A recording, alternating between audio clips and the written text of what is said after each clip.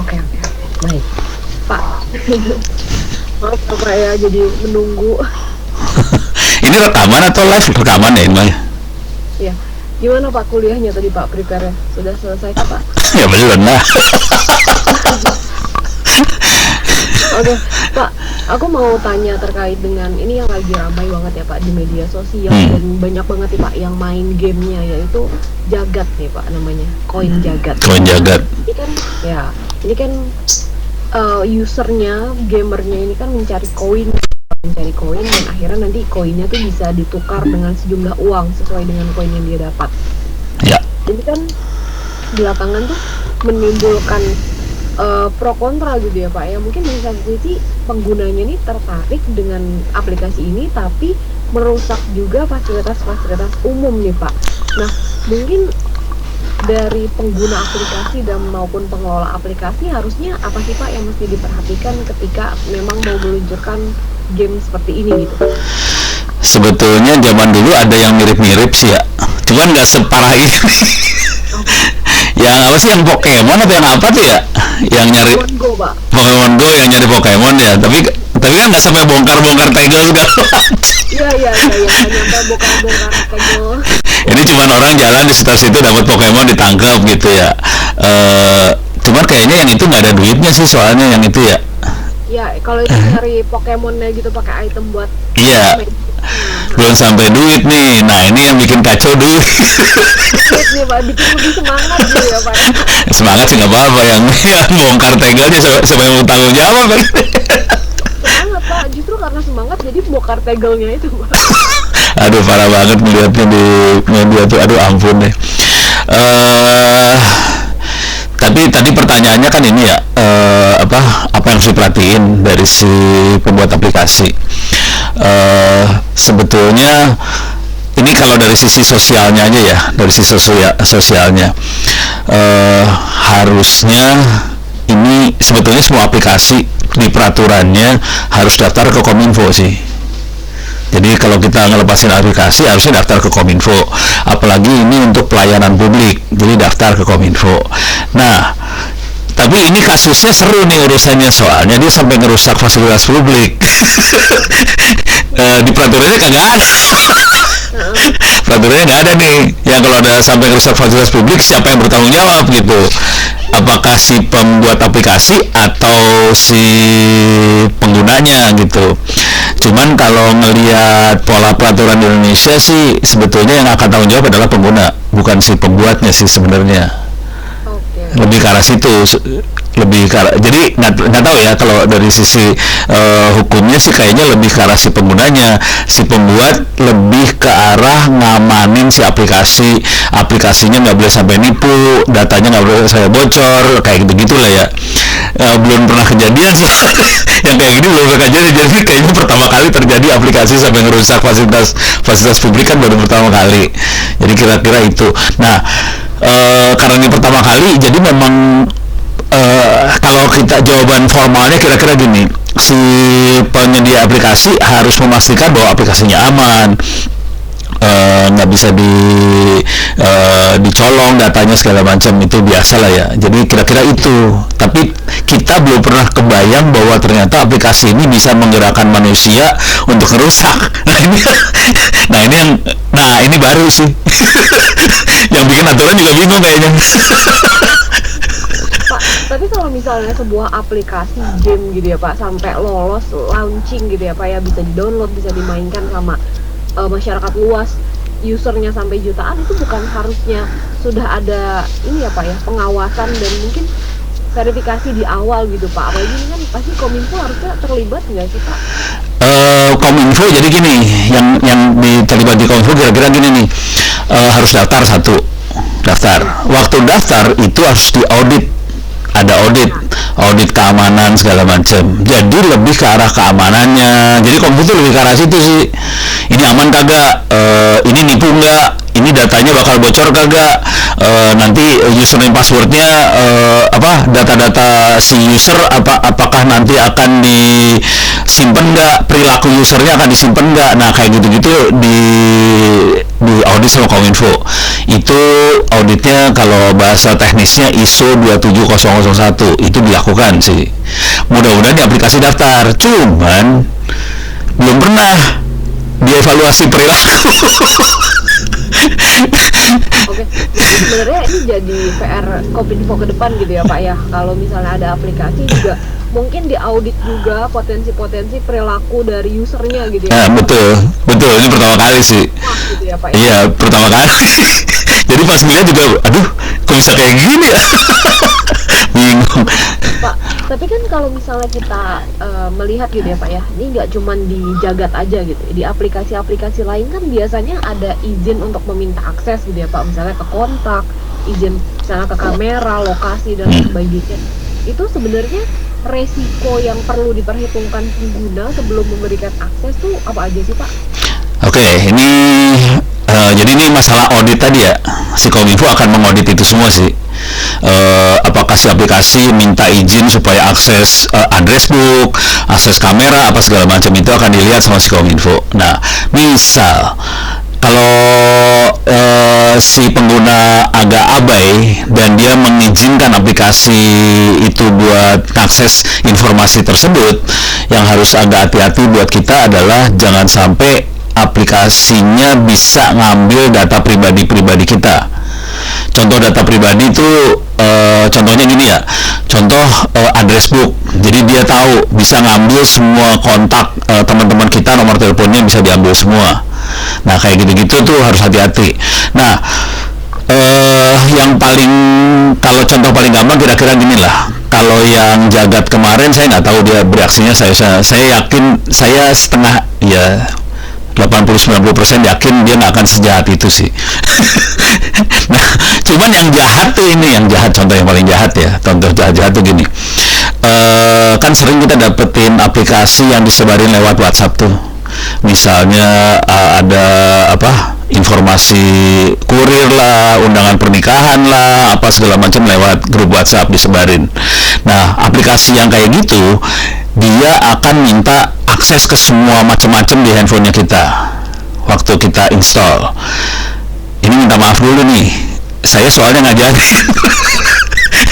Saya dosen yang ngajar, jadi merasa berdosa sih sebenarnya. Ya, itu bagian dari kuliah cyber security ya. Jadi kalau kita kalau saya kan ngajarnya kuliah cyber security. Waktu kita ngajarin teknik cyber security, saya ngajarin dong bagaimana penjahat itu bekerja. Salah satu teknik penjahat bekerja adalah membuat aplikasi yang disebarin pada grup WhatsApp seperti tadi tuh. Itu namanya RAT, Remote Access Trojan. Itu ada belasan ribu di internet jumlah source code-nya, jadi kita bisa ambil gratis dan kita bisa bikin gampang banget itu RAT itu. Dan kalau disebar RAT itu masuk ke handphone kita, itu semuanya bisa dibabat habis. Jadi misalnya address book kita bisa diambil, password kita buat login ke internet banking bisa diambil, terus foto-foto kita bisa diambil, semuanya bisa diambil. Kita nelpon siapa aja bisa diambil, kita nge-SMS siapa aja diambil. Kalau dia bisa akses ke WhatsApp ya WhatsApp kita juga bisa kelihatan semuanya. Jadi itu ngeri banget kalau sampai itu kejadian, dan itu banyak yang korban sih gitu. Tapi mungkin oke, Pak, mungkin kan pendengar di luar sana, netizen di luar sana juga mungkin udah ada lah yang tahu lah ya Pak, soal kalau diberi akses ini itu ada potensi kebocoran data gitu Pak. Tapi untuk kita untuk mengamankan si data itu dan mungkin tahu gitu Pak, apalagi aplikasi-aplikasi baru gitu, kira-kira ini kayaknya aman deh kalau kita kasih akses, atau ini kayaknya kurang aman deh, jangan deh, atau itu kira-kira untuk membedakannya, untuk tahu gitu Pak, itu seperti apa sih Pak? Agak susah Pak. Enggak. Ya susah gampang gimana ya? Gini ya. Kalau udah keinstall bahaya. Kalau keinstall kita, misalnya udah keinstall. Bagaimana kita tahu itu aplikasinya jahat? Gampang sih sebenarnya kalau mau tahu dia jahat. Itu handphone baterainya cepat habis. Handphone itu panas karena dia akan menjalankan aplikasi terus-terusan walaupun layarnya warnanya hitam. Jadi layar handphone hitam kayak handphone standby, tapi dia download inilah, upload inilah, kirim ini, kirim itu segala macam. Akhirnya baterai cepat habis, data cepat habis. Nah, ciri khasnya kayak gitu. Tapi itu kan keinstall. Jadi kita udah masalah nih kalau udah keinstall nih. Nah ini kalau udah keinstall dulu ya, kalau udah keinstall itu kita maunya masalah gimana cara bersihinnya. Mau tidak mau cara bersihnya adalah di format. Kan di handphone ada fasilitas buat reset factory reset gitu ya. Jadi handphonenya dibalikin kayak baru beli. Jalan pabrik ya Pak. Iya, cuma ada masalah itu. Foto kita hilang semua, segala macam. Oh ya, hilang semua Pak. Nah, itu nangis, itu bagian yang itu nangis banget karena semua data akan hilang. Gitu. Dan jangan restore aplikasi. Jadi waktu kita factory reset ada opsi bahwa kita install waktu di factory reset aplikasi akan install ulang. Jangan dikerjain itu karena aplikasinya akan install ulang. Nah, itu kasusnya kalau iya. Jadi itu kalau udah ke install ya, itu masalah. Sebaiknya jangan ke install dulu. Nah, Pak, tapi kalau misalnya ngomongin aplikasi-aplikasi game seperti ini, tingkat keamanannya tuh seperti apa sih Pak? Apakah cukup aman buat kita sebagai pengguna Pak? waduh. Aduh. Soalnya kan kayak aplikasi Jagat ini kan menarik ya Pak, di Iya. tengah kesusahan mencari uang gitu Pak, Iya. tiba-tiba kita bisa dorin, lu main game, Dapat duit. gitu Iya. kan, itu kan menarik banget tuh Pak. Wah, ini ngomong terus terang nggak ya? Coba terus terang dong Pak, biar jadi bisa tahu nih Pak. Ini kalau terus terang, ngomong terus terang, dia bisa ngisal macam-macam sih sebenarnya. Dan dia bisa melihat perilaku kita juga bisa kelihatan, bisa keambil semuanya sama aplikasinya. Ini pakai doa ya, mudah-mudahan programmernya tidak sejahat itu. Mudah-mudahan. Potensi itu berarti ada ya Pak? Potensi itu ada, harusnya itu bisa kita bisa ngurangin potensi itu kalau si aplikasi daftar ke Kominfo. Karena kalau dia daftar itu kan ada proses harus diaudit keamanannya segala macam. Jadi ada audit sih dari Kominfo-nya buat kayak gituan. Nah kalau itu dilakukan mudah-mudahan lebih beres deh urusannya gitu. Yang paling menyebalkan begini nih, kelihatannya nggak masalah. Jadi misalnya waktu game itu jalan kita kan kelihatan kan kayak si Jagat itu kan kita harus nyari koin ya. Jadi berarti si aplikasi perilakunya kayak aplikasi ojek online. Jadi dia tahu posisi kita ada di mana, soalnya kan dia harus ngasih tahu koinnya ada di mana. Nah, Terus terhubung dengan GPS. iya, konsep saya dia ketahuan kita lari jalan kemana aja kelihatan loh itu. Nah, itu bisa ngelihat perilaku orang sih. Orang ini adanya di mana, hidupnya ada di mana. Cocok nggak buat marketing barang-barang kelas 100 ribuan? Cocok nggak buat marketing barang-barang 50 ribuan? Nah, itu nanti dijadiin duit sama aplikasinya buat iklan. Nah, itu yang sopan kalau buat iklan. Kalau buat iklan masih sopan ya. Ada yang lebih nggak sopan soalnya. Sopan apa aja Pak? Karena kan akses ke GPS itu kan bisa jadi tetap berjalan ketika kita tidak menggunakan aplikasinya kan Pak? Iya, iya betul. Iya, Iya kan? kalau nggak sopan aplikasinya akan jalanin terus. Kalau lebih nggak sopan tuh kira-kira gini, apapun yang ditransaksikan dia bisa ngeliat. Jadi dia kayak mata-mata di dalam handphone kita bisa. Nah ini makanya doa saya mudah-mudahan nggak sejahat itulah programmernya. Nah, tapi kalau yang jahat tuh selain dikasih iklan gitu Pak, itu diapain Pak? Yang jahat tuh kira-kira kayak gini ya, kan dia tahu perilakunya kita. Dia tahu kita. Suaranya kurang terdengar. Oh, suara saya kurang terdengar ya. Nah, tadi agak Ini mic-nya mic odong-odong ini.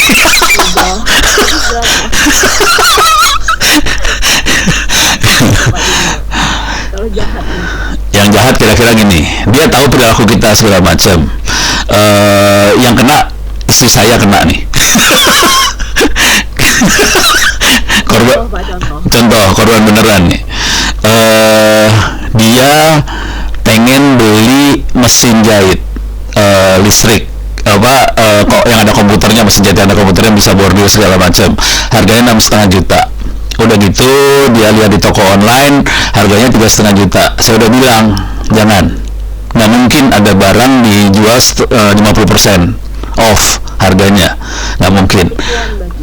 penipuan. Jadi nanti tekniknya biasanya ke arah penipuan sih. Tapi dia tahu dari perilaku kita. Ya, dia juga kena itu satu, yang kena yang kedua tuh ini dia, tapi hampir kena yang kedua sih. Kita sebagai warga Indonesia yang baik, kita akan bayar pajak. Nah, ini dikirimin WhatsApp, logonya Dirjen Pajak, informasinya Anda kurang bayar pajak, itu langsung diklik, padahal isinya trojan segala macam dalamnya. Oke. Pak, tapi kalau ngomongin aplikasi ini udah launching, udah dimainin banyak orang, usernya jutaan. Apakah dia tidak terdaftar? Ada kemungkinan belum terdaftar di Kominfo? Kalau sih harusnya udah terdaftar. Harusnya sudah terdaftar sih, harusnya pakai doa lah bagian yang ini mah. Saya belum ngecek soalnya, kan saya nggak bisa ngecek juga, harus dicek sih. Harusnya Kominfo dibikin supaya orang bisa ngecek ya, gitu. Atau kasih logo di ininya, di Play Store-nya ada logonya lah, sudah terdaftar atau gimana gitu. Pak, berarti sekarang kalau misalnya ini kan udah kejadian ya Pak, yang ubinnya dicongkel apa segala macam itu Pak, kerusakan fasilitas sudah terjadi gitu. Kira-kira sebenarnya peran dari Kominfo seperti apa dong Pak harusnya? Ya kan berarti benar dong Pak, ini kan. Iya bener sih. Jadi ini kasus baru banget, ini kasus baru, aplikasi ngerusak fasilitas publik baru. Harusnya ada tanggung jawab. Harusnya ada tanggung jawab sih. Tapi secara hukum nggak kena, nggak ada, apa ya, pasalnya kan nggak ada soalnya. Dan sisi hukum nggak ada Pak? Nah, jadi sisi hukum kira-kira gini ya, kira-kira ibaratnya gini, ibarat misalnya ini ada bus, oke, terus ada bus tuh, ada bus, ada jalan, ada penumpangnya. Nih, ini ada penumpang mau naik bus. Cuman kalau dia naik bus yang ini, dia akan merusak jalan. Yang salah siapa coba?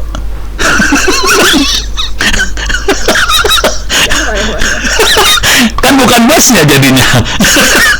Kan penumpangnya yang ngerusak, bukan busnya. Sama, ini juga gitu. Jadi serba salah ini sebenarnya. Ini kasusnya serba salah. Ini aplikasi. Mungkin mudah-mudahan dia sudah daftar ke Kominfo, urusan security udah beres nih urusannya, urusan data privacy udah beres mudah-mudahan ya. Cuman penumpangnya yang pakai aplikasi ini ngerusak tangle. Nah loh, yang salah masa aplikasinya? Nah itu yang bingung tuh. Asli itu saya juga lagi mikir, ini salah siapa? Tapi kan nggak mungkin ada asap kalau nggak ada api tuh Pak, kalau kita ambil ibaratnya. Iya sih. Cuman nanti kalau kita bicara bahasa hukum kan dia harus ada bukti apa segala macam ya. Yang nyongkel siapa? Emang yang programmer yang nyongkel tegel kan bukan? Kejelasan aturan soal pertanggungjawaban dari perilaku usernya itu memang belum ada gitu, belum jelas ya. Iya, bisa keles gitu Pak. Saya bukan ahli hukum, tapi saya disclaimer dulu ya, saya bukan ahli hukum sebenarnya. Saya kan orang teknologi. Dari sisi teknologi saya lagi bingung nih sebenarnya. Mudah-mudahan bisa dibantu, minta tolong orang-orang hukum lah kalau udah kayak gini nih, gimana ceritanya, saya nggak tahu, saya jujur. Oke. Nah Pak, mungkin kalau dengan tadi kan saya sempat ngobrol juga ya Pak ya, katanya aplikasi ini tuh sebenarnya lebih ke teknik marketingnya lah ya Pak ya, istilahnya untuk mencari user sebanyak-banyaknya, akhirnya dia ngebakar uang dan akhirnya laku lah si aplikasi ini gitu kan, dapat pengikut yang cukup banyak gitu. Nah tapi ada nggak sih Pak mungkin potensi kebocoran data atau mungkin penyalahgunaan data atau mungkin syarat-syarat yang mestinya tuh harusnya dipatuhin loh sama developernya gitu. Ini ngomong potensi, ini ngomong. Oh, memang sejauh ini ya kalau lu bisa bikin aplikasi, bikin aja, terus ya udah bebas aja gitu Pak. Kalau misalnya memang dia udah launching, mau penggunanya berperilaku seperti apa ya udah gitu, jalan aja. Kalau perilaku pengguna, tadi saya masih bingung ya. Perilaku penggunanya saya bingung. Cuman ceritanya gini, rata-rata startup akan bakar duit buat dapat user banyak, itu bener. Nah setelah usernya banyak, sebenarnya dia dapat data dari tentang user tadi. Dia punya data user tadi. Usernya ada berapa di Jakarta, ada berapa di Bogor, ada berapa di mana tuh, ada semuanya. Dan ini segmen yang mana ada. perilakunya kayak gimana ada. Nah sekarang data itu bisa dijual nggak? Bisa dijual. Data itu yang bisa dijual, bahkan mungkin aplikasinya bisa dijual, ada orang yang beli, investor beli, si developer awalnya dapat duit, terus nyingkir ke Bali atau gimana, leha-leha di sana. Nah ini data yang ada bisa jadi duit. Jadi itu potensinya tinggi banget karena orang akan beli pelanggan sama data-datanya sih sebenarnya. Oke. Berarti potensi untuk penjualan data-data dari si usernya karena datanya cukup banyak dan mungkin bisa jadi cukup detail ya Pak, karena lokasi dimanapun Iya. 24 jam terpantau gitu. Terpantau perilakunya kayak gimana, umurnya ada, nanti bisa di mapping juga kan, misalnya dia punya, saya nggak tahu cara registrasinya, paling nggak kan registrasi ada nomor telepon, ada Gmail, ada apa email dan sebagainya. Nah itu kita bisa nanti pakai software lagi buat ngecek dari media sosialnya, ini kira-kira umur berapa sih, sukanya apa sih, di mapping sama datanya dia. Udah jadi duit itu. Nah, Pak, mungkin terakhir terkait dengan ini kan setelah viral, merusak, meresahkan gitu, Iya. kan banyak banget permintaan buat di take down gitu Pak Iya. aplikasinya. Nah ini mungkin seperti apa Pak melihat permintaan take down ini? Setuju sih kalau saya sih, ini pribadi ya, bukan setuju karena meresahkan, take down. Jadi ini harus bikin apa kebijakan lagi, si Kominfonya harus ngomong sama aparat atau gimana nih urusannya, karena udah merusak fasilitas publik. Jadi kalau di take down saya setuju aja. Nah dan ini jadi dasar untuk membuat kebijakan yang lebih bijak lagi lah. Kalau orang bikin aplikasi jangan sampai usernya sampai merusak seperti ini gitu. Tapi saya setuju sih di take down. Oke. Berarti kalau misalnya di take down karena udah meresahkan bisa jadi alasan untuk di take down gitu. Iya. Tapi kalau misalnya dipanggil untuk dievaluasi, dimintain pertanggungjawaban, Kominfo bisa nggak Pak sebenarnya Pak? Bisa aja sih. Cuman gue nggak yakin dia mau si developernya atau si aplikasinya mau bayarin semua kerusakan. Tapi masih kita nggak tahu ya Pak manual. Ini juga waktu merusak itu juga susah loh. Nangkep pelakunya susah loh, itu kan banyak. Iya, banyak di mana-mana dan Banyak di mana-mana lagi ya, puyeng kepala lu gimana cara nangkapnya. Minta ganti ruginya kan pusing kepala tuh negara. apalagi kalau mainnya rame-rame ya Pak. Ya lihat fotonya mainnya rame-rame. Mainnya rame-rame jadinya lebih susah lagi buat nangkep nih. Iya, mintain ganti ruginya susah. Jadi kemungkinan besar nih aplikasinya bakal seru nih. Oke, berarti harus dipantau lagi ya Pak, diawasin apakah ini nanti akan terus berjalan atau mungkin diperbaiki aplikasinya supaya lebih bertanggung jawab. Tapi bisa nggak sih Pak dari aplikasi itu apa namanya, kalau sekarang kan jatuhnya lebih meminta penggunanya lebih wise gitu ya Pak, Yeah. jangan fasilitas umum dan sebagainya, tapi si aplikasinya bisa nggak sih Pak membentuk karakter dari penggunanya gitu supaya misalnya berubah gitu Pak, ini kan dari yang merusak fasilitas menjadi lebih mungkin bermain gamenya ya bermain game aja gitu, yang jangan sampai ngerusak gitu. Iya, itu game-game ini teman-teman, waktu itu ada apa ya nama gamenya ya, pokoknya tentang apa Nusantara gitulah ya, Indonesia. Itu gamenya tentang sejarah Indonesia, jadi karakternya karakter apa kesatria zaman dulunya Indonesia lah. Ada game kayak gitu, ada juga. Nah kalau saya sih cenderungnya kayak gini, cuman game kayak gitu kan kurang laku ya, nggak ada duit. Ya mudah-mudahan nanti Kemhan mau ngeluarin duit buat game-game supaya bangsa Indonesia ini lebih merah putih lah. Pak Ono, yang terakhir mungkin soal masalah keamanan nih Pak, Ya. di general ya Pak ya, secara keamanan data di dunia digital kan semakin berkembang, yang namanya aplikasi, game, media sosial segala macam kan banyak ya Pak. Ini positioning dari pengguna sendiri sudah cukup powerful belum sih Pak untuk mungkin menuntut keamanan datanya sendiri gitu Pak? Karena kan mau tidak mau kadang kita butuh aplikasi ini kan mereka minta akses segala macam, kalau nggak dikasih akses kita nggak bisa menggunakan aplikasi tersebut gitu Pak. Itu gimana Pak? Jadi kita bisa lihat di laporannya di BSSN segala macam ya. Laporannya ada juga teman-teman di IC4 ic4.id bisa kita lihat. Ini kalau ngomong belak-belakannya aja, kondisi Republik ini parah. Kondisi Republik ini Iya, usernya parah. Itu dari sisi user parah banget.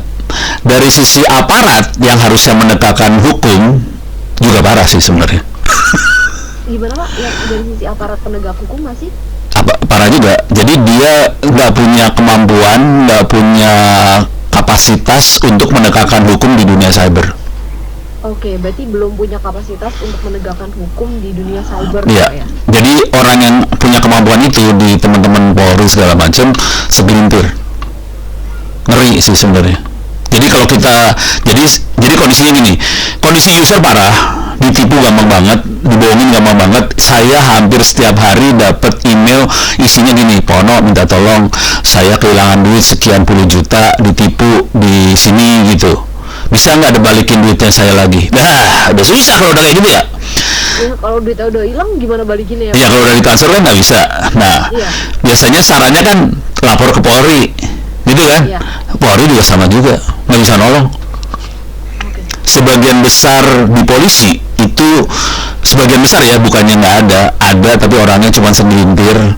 Sebagian besar itu tidak punya kemampuan untuk melakukan tindakan buat melawan yang pelanggar hukum itu di dunia cyber. Nggak ada, dikit banget lah orangnya. Konsekuensi dari situ adalah gini, mau nggak mau kalau kita ada di internet harus belajar, kayak ibaratnya gini lah, harus belajar karate, harus belajar bela diri, bagaimana caranya supaya kita aman di internet. Dan itu salah satu website yang lumayan oke adalah internetsehat.id. Itu bentuknya bisa buku kartun, ada kartun, cerita segala macam, itu free, nggak usah bayar. Kita bisa belajar banyak sih. Jadi kita harus ngasih bekal ke diri sendiri supaya kita aman di internet. Kalau enggak kita parah banget. Minta tolong ke polisi nggak bisa, susah. Istri saya waktu itu ketipu, lapor ke polsek, yang ada dimarahin sama polseknya. Ibu udah tahu di internet suka nipu, jadi nggak mau nerima laporan, nggak mau bantuin sih, asli. Nggak Jadi, mau bantuin Pak, kagak. mau proses. Nggak mau lapor aja nggak mau diterima. Jadi udah deh, kalau saya mau udah, kita harus memperkuat diri sendiri kalau di internet, jangan terlalu berharap lah. Oke, berarti jangan buka dokumen aplikasi yang Iya. kita nggak tahu itu dokumen atau aplikasi apa, dan jangan sembarangan memberikan akses gitu ya Pak, baik Iya. itu mungkin fitur kontak, foto, kamera, Iya. lokasi, semua yang ada di HP kita gitu Ya, Pak. mau lihat kebodohan yang paling sederhana ya, kita Google aja, pakai googling, search di Google, masukin kata kunci IKTP, klik gambar, dapat IKTP orang banyak banget. Oke. Jadi orang nyebarin sembarangan, pada nggak sadar bahwa itu akan nyebar gitu. Dan itu data krusial sebenarnya. Iya, dan korbannya di tetangga saya ada, bekas supir saya. Terus dia lapor ke saya, Pono, saya didatangin debt collector, nagih duit, suruh bayar utang. Lah saya kan nggak pernah pinjol. Nah itu KTP-nya lepas, ya udah dipakai orang buat pinjem, bubar. Terus suruh bayar utangnya, padahal dia nggak ngutang. Kenapa? Apalagi kalau itu fotonya dia sama IKTP-nya gitu. Iya. Udah bisa langsung buat pinjol. Iya, bubar, asli. Nangis lu bener. Suaranya hilang lagi. Oh suaranya hilang lagi, aduh kabelnya butut itu, maklum, mic odong-odong. Ya berarti memang kita harus hati-hati gitu ya Pak. Ya. Karena itu bisa buat pinjol dan segala macam, Ya. dan kerugiannya nggak cuma datanya yang hilang, tapi secara finansial juga malah bisa kelilit utang kita yang Betul. gitu ya Pak ya. Ini bayangin, orang biasa didatangin sama debt collector, pasti keder dong, Panik Pak. panik. Dan yang email ke saya yang paling tinggi kenanya $70.000. Orang Indonesia kenanya segitu, 1 miliar. Ya kalau udah kena baru ngomong ke Ono minta tolong, saya ketipu sekian, ya udah susah urusannya. Kalau udah ketipu udah nggak bisa diapa-apain dong Pak, kalau udah terjerat pinjol. Enggak, kalau yang ini masih bisa. Kalau yang tadi, yang supir itu tadi bisa. Kebetulan anaknya lulusan hukum dari UGM. Langsung dia proses ke OJK. dicek sama OJK, terus OJK cek ke pinjolnya kan, tolong buktiin bahwa kamu benar-benar transfer ke orang ini. Ternyata nggak pernah transfer, jadi itu si debt kolektornya aja ngaco. Tapi dari situ ya berapa orang di Indonesia yang ngerti harus ke OJK kan nggak banyak. Iya, tapi itu satu case aja kan Pak dari sekian banyak case yang Ya, dan saya hampir tiap hari nerima case kayak gituan. Oke.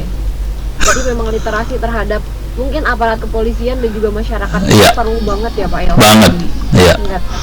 Dan itu jadi PR-nya Komdigi yang sudah punya staff-staff khusus ya Pak. Ya mudah-mudahan KBR mau berbaik hati buat memintarkan bangsa Indonesia. Ya semoga ada peningkatan. Iya, terima kasih ini. Oke baik Pak Ono, terima kasih banyak ya Pak ya. Pak sebelumnya boleh Pak agak mundur sedikit, capture boleh Pak ya. Izin, Pak. Bener ya Pak. Ya oke baik, terima kasih banyak. Oke, makasih sama-sama. Selalu ya Pak, sukses ya Pak. Iya, sama-sama, sukses. Makasih. Assalamualaikum.